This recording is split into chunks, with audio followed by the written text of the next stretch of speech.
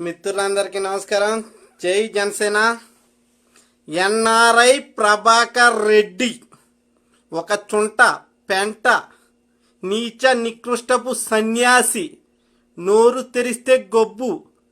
లైవ్లు పెట్టి ఫేస్బుక్లో మీడియాలో లైవ్లు పెట్టి సోషల్ మీడియాలో పవన్ కళ్యాణ్ గారి వ్యక్తిగత జీవితాల కోసం, పవన్ కళ్యాణ్ గారి పిల్లల కోసం, పవన్ కళ్యాణ్ గారి పెళ్ళిళ్ళ కోసం మాట్లాడుతూ ఉంటాడు. వీడు ఎందుకు ఇలా మురుగుతూ ఉంటాడా మీడియాలో సోషల్ మీడియాలో అని చెప్పి చూస్తూ ఉండేవాడిని. కానీ రాత్రి అర్థమైందండి నాకు. రాత్రి సడన్గా మెరుపు తెగల ఇలా వచ్చి మెరిచాడండి. ఎవడనుకుంటున్నారా? గరుడ పురాణం శివాజీ. గరుడ పురాణం శివాజీ వచ్చి రాగానే మీడియాతో మాట్లాడుతున్నాడు. ఏం మాట్లాడతాడా అని ఇంటర్వ్యూ చూసా. ఏం మాట్లాడాడు అనుకుంటున్నారా? ఈ ప్రభాకర్ రెడ్డి గారి పిల్లం అంటండి ఈ శివాజీ గారితో డిన్నర్కి వెళ్ళిందంటండి. ఈ విషయం వచ్చి శివాజీ మీడియాలో చెప్పాడనమాట. అమ్మ దీని అమ్మ ఇలా చెప్పాడు సరే అని చెప్పి చూస్తుంటే ఇంతలో ఇంకో మాట అన్నాడండి. వీడి పిల్లం నాతో డిన్నర్కి వచ్చిందని చెప్పి ప్రెస్టేషన్తో ఈ మీడియాలో పిచ్చ కుక్కలా మురుగుతూ ఉంటాడు అని. అప్పుడు నాకు అర్థమైంది వీడు మూతి మీద మీసమే లేదనుకున్నాను. ఇంతకీ ఒంట్లో మ్యాటర్ కూడా లేదంటండి. అరే బాబు ప్రభాకర్ రెడ్డి, ముందు నీ గుద్ద కింద ఉన్న నలుపుని చూసుకో. తర్వాత వచ్చి ఎదుటి వ్యక్తుల కోసం మాట్లాడేది. కానీ మ్యాటర్ లేని సన్యాసి, మురక్కాలంలో ములక్కాళ్ళు ఏరుకుని తినే దరిద్రుడా. ఇంకొకసారి పవన్ కళ్యాణ్ గారి కోసం మాట్లాడేవనుకో నాలిక సీరెత్తను చెప్తున్నా. నువ్వు నీ ఎదవోటం వేసుకుని పోరంబోకు ఎదవా. నోరు తెరిస్తే పాపం పవన్ కళ్యాణ్ గారి మీద పడి ఆడడమే సన్యాసి. ముందు నీ పిల్లాన్ని కంట్రోల్ చేసుకుని సావరా దరిద్రుడా. ఎవడో బయట వ్యక్తి గరుడ పురాణం శివాజీ గారితో డిన్నర్కి వెళ్ళిందంట. ఇలా ఇంకెంతమందితో వద్దులేండి పాపం మనకి ఎందుకు అనేది. అది చూసుకో.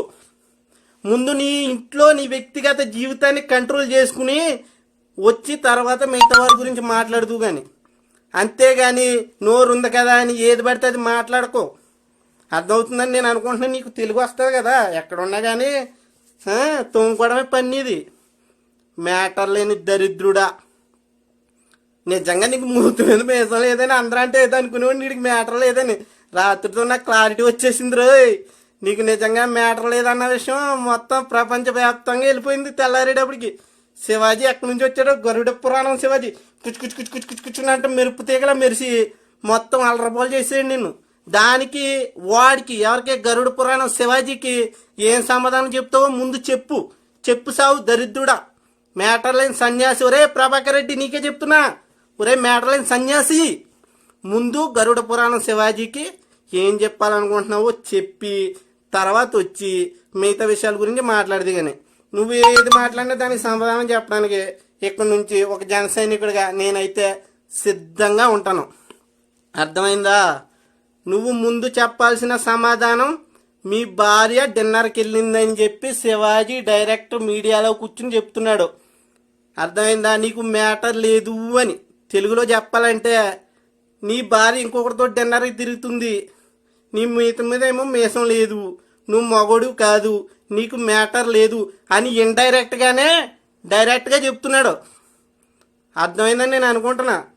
నీకు మ్యాటర్ లేదు, మూతి మీద మీసం లేదు, అందుకే ఆడి పిల్లం నాతో డిన్నర్కే వచ్చింది అని డైరెక్ట్గానే ఇండైరెక్ట్గా చెప్తున్నాడు అన్నట్టు. ఇప్పటికైనా అర్థం చేసుకుని సావు. అర్థమైందని నేను అనుకుంటున్నా. నమస్కారం. జై జనసేన. జై హింద్.